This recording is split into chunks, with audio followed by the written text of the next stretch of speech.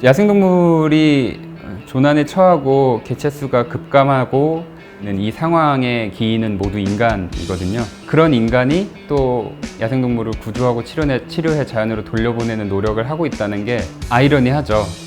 네, 안녕하세요. 저는 충남 야생동물 구조센터에서 재활관리사로 근무하고 있는 김봉균이라고 합니다. 네, 저희는 조난당한 야생동물을 구조해서 치료하고 적절한 관리와 재활을 통해서 다시 자연으로 돌려보내는 일을 하고 있고요. 또 그 과정에서 알게 되는 야생동물에 대한 여러 가지 정보나 이야기를 대중에게 소개시켜 드리는 교육적인 역할도 담당하고 있고, 야생동물에 대한 여러 가지 연구도 진행하고 있습니다.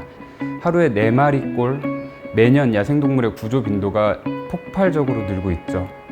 저희가 구조하는 동물들의 40% 정도는 자연으로 돌아가고요. 나머지 60% 정도는 이곳에서 죽음을 맞이하거나 안락사되어지거나. 네, 야생동물을 위협하는 원인들은 정말 너무나 많거든요. 특히 이제 여름철 지금 시기에 많이 발생하는 사고는 대부분의 야생동물들이 먹이 자원이 풍부해지는 늦봄이나 이제 여름에 새끼를 낳고 길러내거든요. 새끼동물들이 어미를 잃게 되는 사고가 가장 많고요. 그러니까 새끼동물은 연약하고 누군가의 눈에 잘 띌 가능성이 높거든요. 근데 눈에 띄었다고 해서 그게 곧 도움을 필요로 하거나 위기에 처한 거는 아니에요.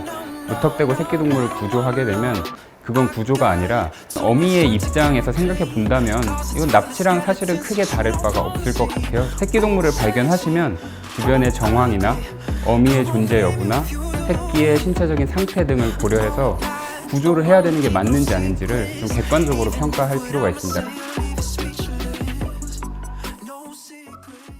그 다음에는 유리창이나 방음벽과 같은 인공 구조물을 미처 피하지 못하고 부딪히는 야생 조류의 충돌 사고가 우리나라에서만 연간 800만 마리 이상이 충돌하고 있어요. 이제 5×10의 규칙이라 그래서 매우 작은 참새목 조류가 통과하기를 꺼려하는 정도의 이제 면적이 있거든요.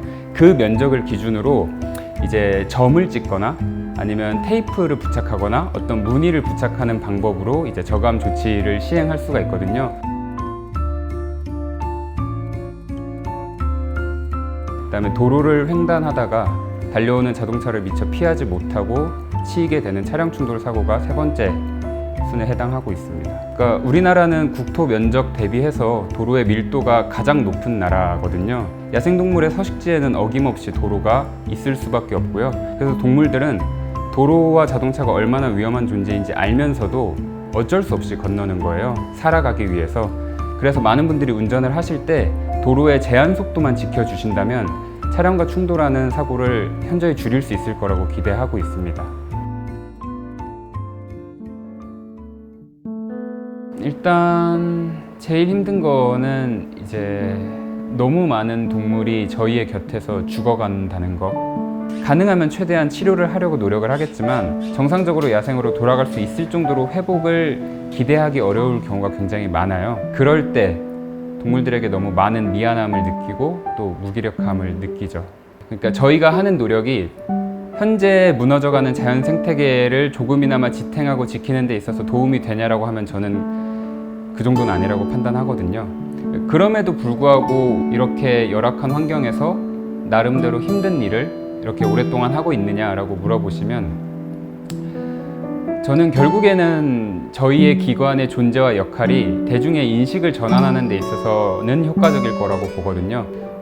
우리가 이제 무심코 걸어갔던 길을 그 전날 밤에 너구리가 걸어왔고요. 또 잠깐 올려다본 하늘엔 방금 전까지 황조롱이가 날갯짓을 하고 있었어요. 우리가 모를 뿐이지.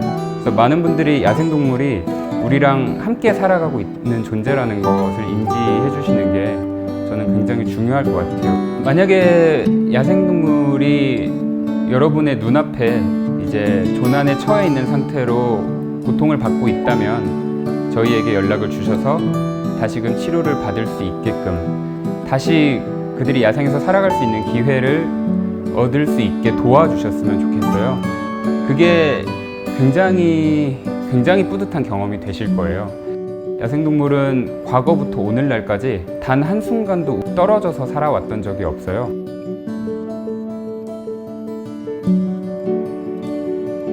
이제 보람이 있다고 하면 가장 대표적인 거는 동물들이 자연으로 돌아가는 그 순간,